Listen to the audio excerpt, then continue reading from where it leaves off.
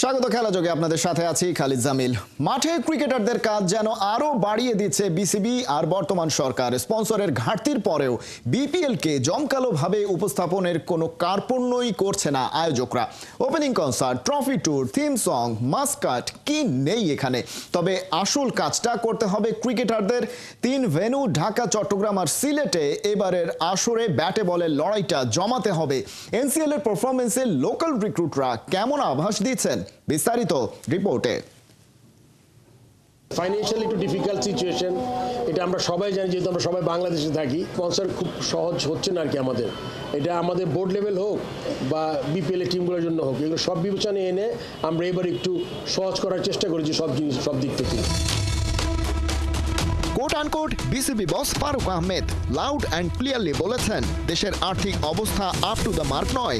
BPL এর মতো একটা সুপার এক্সপেন্সিভ আয়োজন করতে যে স্পন্সর মানি দরকার তা জোগাড় করতে হিমশিম খাচ্ছে বোর্ড।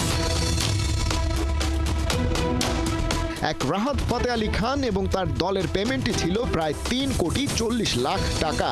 সব মিলিয়ে বিপিএল এর প্রচারণায় খরচ হচ্ছে 7 কোটি, যার মধ্যে রয়েছে 3 শহরে মিউজিক ফেস্ট, তারুণ্য উৎসবের লোগো ও বিপিএল মাস্কাট উন্মোচন, বিপিএল অফিসিয়াল থিম সং ও গ্রাফিতির আনুষ্ঠানিক প্রকাশনা, 3 শহরে জায়ান্ট বেলুন প্রদর্শন, সোশ্যাল মিডিয়া ইনফ্লুয়েন্সার ক্যাম্পেইন এবং বিপিএল এর 7টি ফ্র্যাঞ্চাইজি শহরে টুর্নামেন্টের ট্রফি ও মাস্কাট ট্যুর সহ আরও অনেক কিছু।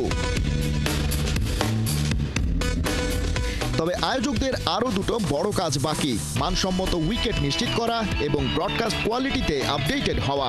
বিসিবি সেসব নিশ্চিত করতে সুপার সিরিয়াস, এমনটাই কথা দিয়েছে। কিন্তু যার জন্য এত আয়োজন, সেই ক্রিকেট গ্যালারি আর রিমোট স্ক্রিনে দর্শক টানতে পারবে কিনা তা মূলত নির্ভর করছে 22 গজে খেলোয়াড়রা কেমন আলো ছড়াতে পারে তার উপর। 7 ফ্র্যাঞ্চাইজির জার্সিতে খেলা ফরেন রিক্রুট সুপারস্টাররা তো থাকবেনই, তবে দেশের ক্রিকেট ভক্তরা পাখির চোখ করে আছেন দেশি ক্রিকেটারদের উপর। বাংলাদেশের ক্রিকেট ইতিহাসের সেরা তারকা সাকিব আল হাসান শেষমেশ চিটাগং কিংসের হয়ে খেলতে পারবেন কিনা তা নিয়ে ধোঁয়াশা কাটেনি। তবে জাতীয় দলের আরেক তারকা তামিম ইকবাল এবারও ফরচুন বরিশালের কাণ্ডারি। দারুণ ফর্ম নিয়েই বিপিএল এর ময়দানে নামার আভাস দিয়ে রেখেছেন খান সাহেব, কারণ এনসিএল এ তার 4 ইনিংসে 190 রান, স্ট্রাইক রেট 150+। তামিমের সাথে আরো 2 সিনিয়র ক্যাম্পেইনার মুশফিক মাহমুদুল্লাহ রিয়াদের ফ্যানবেজও হবে বরিশালের ডাইহার্ট সমর্থক। তবে তারুণ্য উৎসবের অংশ এই বিপিএল এ আলাদা নজর থাকবে ইয়াংস্টারদের দিকেও। সদ্য শেষ হওয়া এনসিএল টি20-র ফাইনালে হারলেও ঢাকা মেট্রো ক্যাপ্টেন নাইম শেখ হয়েছেন আসরের সেরা ব্যাটার। 10 ইনিংসে 316 রান, স্ট্রাইক রেটও 135+। তার নিচেই আছেন আন্ডার-19 সেন্সেশন জিসান আলম। সম্ভাবনায় ভরপুর এই তরুণ 7 ইনিংসে করেছেন 281। 40+ গড়ের এই ব্যাটার স্ট্রাইক রেটে ছুঁয়ে ফেলেছেন প্রায় 160। রংপুর রাইডার্সের নিয়মিত অধিনায়ক নুরুল হাসান সোহানও আছেন রানের হিসেবে লিডার বোর্ডের সেরা 3-এ। এনসিএল টি20-তে বল হাতে আলো কেড়েছেন আলাউদ্দিন বাবু, রকিবুল হাসান আর আলিসাল ইসলামের মতো বোলাররা। বিদেশি তারকাদের সাথে তাল মিলিয়ে ওরাও চ্যালেঞ্জ জানাতে পারলেই কেবল এবারের বিপিএলটা ঠিকঠাকভাবেই পাবে সার্থকতা। খালিদ জামিল, 71। অনেকটা একসাথে লড়াই করেও এক ভারতের সাথে পারল না আইসিসি ও পাকিস্তান। শেষ পর্যন্ত হাইব্রিড মডেলের চ্যাম্পিয়ন্স ট্রফি সূচি প্রকাশ করেছে ক্রিকেটের সর্বোচ্চ নিয়ন্ত্রক সংস্থা। এজন্য প্রথমে দুর্ভোগ অবশ্য পোহাতে হবে বাংলাদেশকেই। 19 ফেব্রুয়ারি করাচিতে স্বাগতিক পাকিস্তানের সাথে নিউজিল্যান্ডের লড়াই দিয়ে শুরু হবে এবারের আসর। পরদিন দুবাইয়ে ভারতের মোকাবেলায় নামবে বাংলাদেশ। টাইগারদের পরের লড়াই রাওয়ালপিন্ডির মাঠে, সেখানেই 24 ফেব্রুয়ারি নিউজিল্যান্ড এবং 27 ফেব্রুয়ারি পাকিস্তানের বিপক্ষে খেলবে নাজমুল হোসেন শান্তরা। ভারত কোয়ালিফাই করতে পারলে 4 এবং 5 মার্চের সেমিফাইনালের যে কোনো একটি হবে দুবাইতে, অন্যটা লাহোরের গদ্দাফি স্টেডিয়ামে। 9 মার্চ ফাইনালের ভেন্যুও নির্ধারণ করা হয়েছে সেখানেই।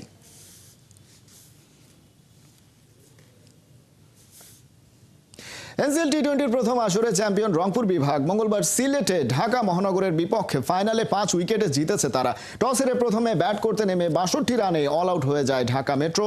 জবাবে প্রায় 10 ওভার বাকি থাকতে স্কোরবোর্ডে 65 রান তুলে ফেলে রংপুর। রিপোর্টে বিস্তারিত।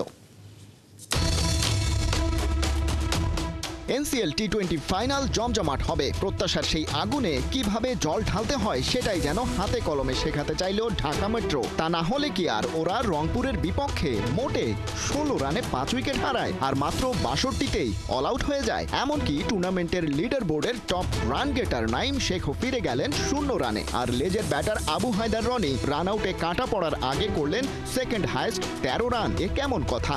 অথচ লিগ পর্বে টানা 7টি ম্যাচ জিতে কোয়ালিফায়ার্স রাউন্ডে খেলেছিল ঢাকা মেট্রো। সিলেটে পৌষের দুপুরে ফাইনালের ডিউ ফ্যাক্টর আর উইকেটের চালচিত্র হয়তো আগেই বুঝতে পেরেছিল রংপুর। টস জিতে তাই ঢাকা মেট্রোকে পাঠালো ব্যাটিংয়ে। শামসুর রহমান শুভ করলেন সর্বোচ্চ 14, রনির সাথে কেবল তিনি টাচ করতে পেরেছেন 2 অঙ্কের ফিগার। ঢাকা মহানগরের সাড়ে সর্বনাশটা করেছেন মূলত রংপুরের মুকিদুল মুগ্ধ আর আলাউদ্দিন বাবু মিলে। দুজনেই নিজেদের মধ্যে ভাগাভাগি করে নিয়েছেন 3টা করে উইকেট। রবিউল রিজওয়ান আর আরিফ শিকার করেছেন 1টা করে। মাত্র 63 রানের সহজ টার্গেট চেস করতে নেমে রংপুর কোথায় হেসে খেলে জিতে করবে ট্রফি সেলিব্রেশন, কিন্তু তার হলো কই। ওপেনিং জোটে 14 রান তুলে ভালো শুরুর আভাসই দিচ্ছিলেন রিজওয়ান আর আব্দুল্লাহ আল মামুন, কিন্তু এরপরেই যেন সব ধসে পড়তে থাকে তাসের ঘরের মতো। দলীয় 18 রানেই এক হালি উইকেট নেই রংপুরের। ক্যাপ্টেন আকবর আলীর গোল্ডেন ডাক এনসিএল এর গ্র্যান্ড ফাইনালকে করে দিল যেন আরও পাঞ্চে। 11 বলে 14 রান করে অনেকটাই থিতু হয়েছিলেন আরিফুল হক। 127 স্ট্রাইক রেটের ব্যাটারকে ম্যাচের প্রথম ওভারে বল করতে এসেই ফেরান আন্ডার-19 world cup winner spinner Rakibul Hasan. তবে বিপদ আর বাড়তে দেননি তানভীর হায়দার আর আনামুল হক আনাম। বুঝে শুনে খেলে ওই 5 উইকেট হাতে রেখেই এনসিএল টি-20 প্রথম আসরে চ্যাম্পিয়ন ট্রফিটা নিজেদের করে নেয় রংপুর বিভাগ। তবে প্রশ্ন থেকে যায়, এমন লো স্কোরিং ম্যাচের প্রভাব বিপিএলেও থাকবে না তো? খালিদ জামিল, 71। কথায় আছে Fortune favours the brave. NCL এর চ্যাম্পিয়ন ক্যাপ্টেন আকবর আলী নিজেকে জাদুকর ভাবছেন না, তবে বলছেন ভাগ্য সাহসীদের সাথেই থাকে। ফাইনাল সেরা মুকিদুল মুগ্ধ বিপিএলেও মুগ্ধতা ছড়াতে মুখিয়ে। টুর্নামেন্ট সেরা আবু হায়দার রনি চোখ দ্রুত জাতীয় দলের পেস বোলিং অলরাউন্ডার রূপে ফেরা। সিলেটে ওদের সাথে কথা বলেছেন সাইফুল রূপক। 22 ক্যারেট 24 ক্যারেট গোল্ড আছে ভিতরে। অনেক ওজন ভাই, আমার লাইফের সবথেকে ভারী ট্রফি এটা। আকবর দ্য গ্রেট, কারো কাছে ক্যাপ্টেন ফ্যান্টাস্টিক, কেউ বলছেন ম্যাজিশিয়ান। যুব বিশ্বকাপ জেতা নেতা, ঘরোয়া ক্রিকেটেও অন দ্য ফিল্ডে ভিন্নধর্মী সিদ্ধান্ত নিয়ে সবার দিল জিতছেন। ফাইনালে আপনার লাক ফেভার করে বিশ্বাস করেন? আমি বিশ্বাস করি যে সাহসীদের ক্ষেত্রে লাক ফেভার করে। এই যে 200-র উপরে রান, সব রংপুরের পক্ষে সবচেয়ে বেশি রান, আবার 10-12টা ডিসমিসাল, চ্যাম্পিয়ন করিয়েছেন, সবকিছু মিলে আপনিও তো আসলে 3 ডাইমেনশন ক্রিকেটার, একদম অলরাউন্ডার। আমার মনে হয় যে ক্যাপ্টেন্সি একটা জাস্ট এক্সট্রা একটা রোল, বাট আমি আগে ব্যাটার, এরপরে কিপার, এরপরে আমি ক্যাপ্টেন।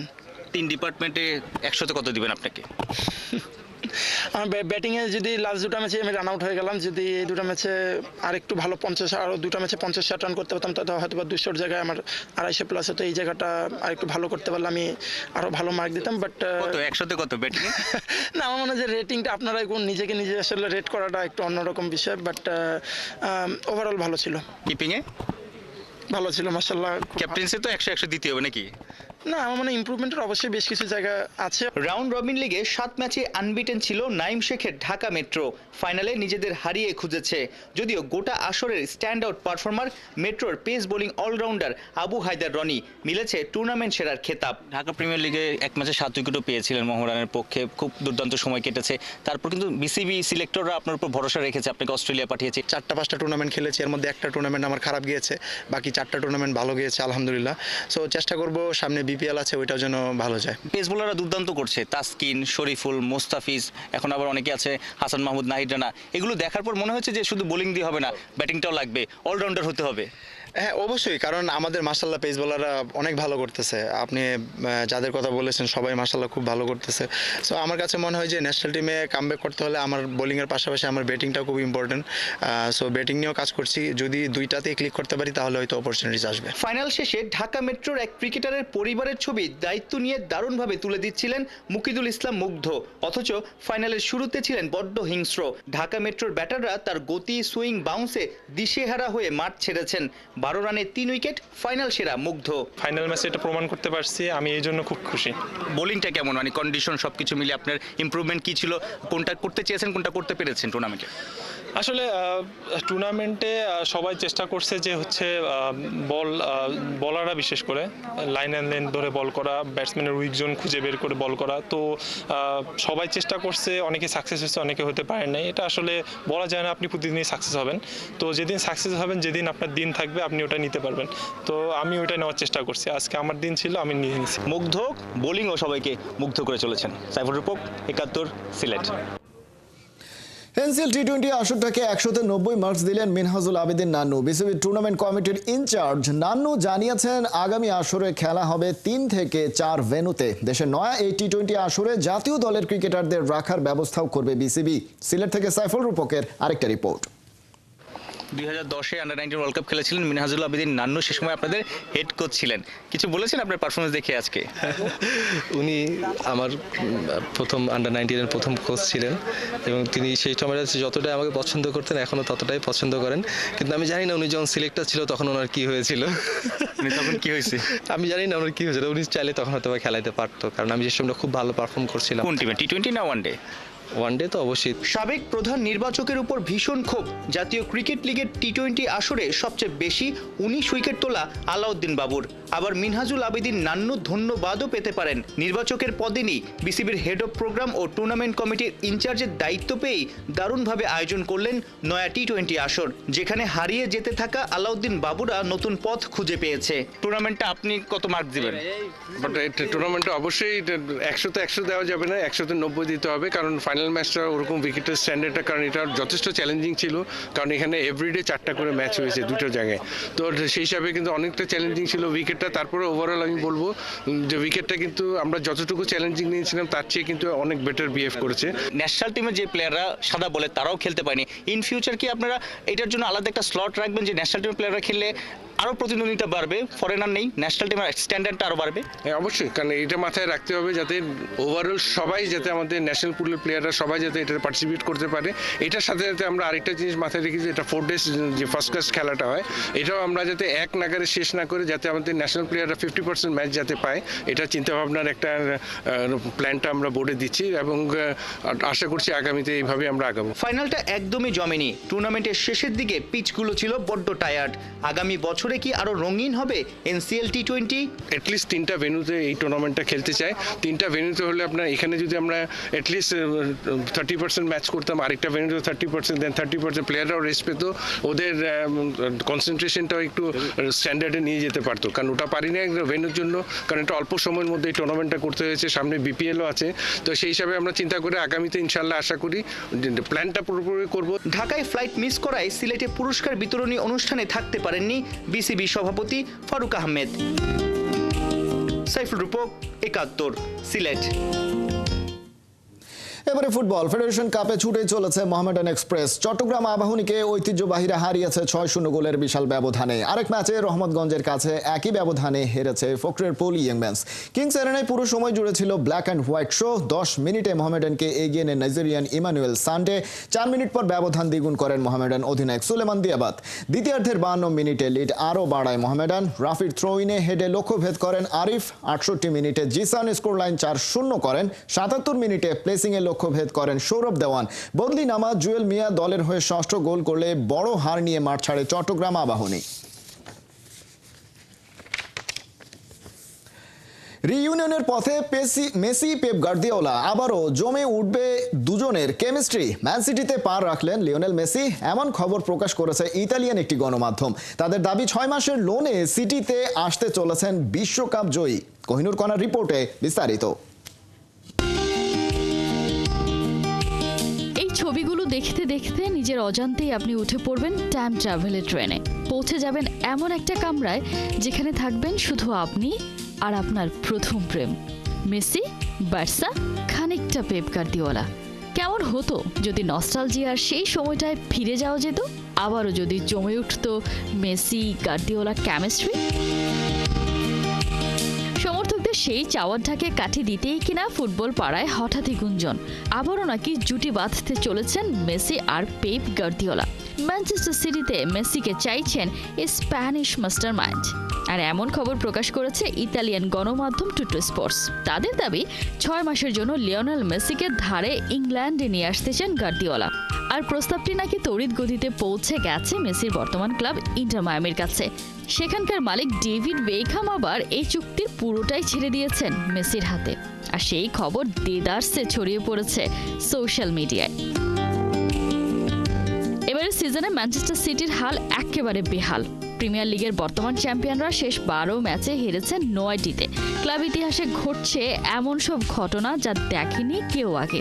ঘরে বাইরে যে যেভাবে পারছে সিটিজেনদের নিয়ে খেলা করে যাচ্ছে। গার্দিওলা বাহিনী যেন আজকাল মাঠেই নামছে শুধু হারার জন্য। সেই অবস্থা থেকে রেহাই পেতে মেসি হতে পারেন একটা অপশন। এই মুহূর্তে MLS এ চলছে বিরতি। নয়া সিজনে আসছে বছর ফেব্রুয়ারিতে মাঠে নামবে ইন্টার মায়ামি। এই সময়টায় অখণ্ড অবসরে লিওনেল মেসি, আর এই ফাঁকা সময়টায় কাজে লাগাতে পারে ম্যানচেস্টার সিটি। এর আগেও ডেভিড বেকহাম আর লন্ডন ডনোভানের মতো MLS তারকারা ইউরোপে আসতেন শীতকালীন লোনে খেলতে। দুয়ে 4 মিলিয়ে এই গুজব সত্যি হলে খুব একটা অবাক হওয়ার কিছুই থাকবে না। ফুটবল দুনিয়ায় মেসি ইফেক্ট যে কতটা প্রকট তা জানে সবাই। এই মেসির ছোঁয়ায় আমেরিকাতে হয়েছে ফুটবলের ট্রান্সফরমেশন। গার্দিওলা ঠিক জানেন কোথায় কখন কোন অস্ত্র ব্যবহার করতে হয়, আর সেই অস্ত্র যদি হয় লিওনেল মেসি, ক্ষতি কি? কোহিনুর কণা, 71। এই ছিল এখনকার খেলা যোগে। সরাসরি সংবাদ ও অনুষ্ঠান দেখতে চোখ রাখুন 71-এর ফেসবুক পেজে এবং সাবস্ক্রাইব করুন 71-এর ইউটিউব চ্যানেল। 71-এর সাথেই থাকুন।